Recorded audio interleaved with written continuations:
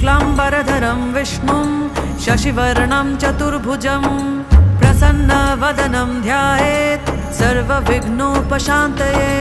व्यासं वसिष्ठनप्तारं शक्तिः पौत्रमकल्मषं पराशरात्मजं वन्दे शुकतातं तपोनिधिं।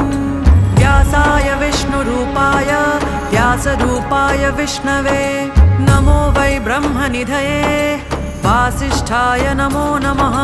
अविकाराय शुद्धाय नित्याय परमात्मने सदैकरूपरूपाय विष्णवे सर्वजिष्णवे।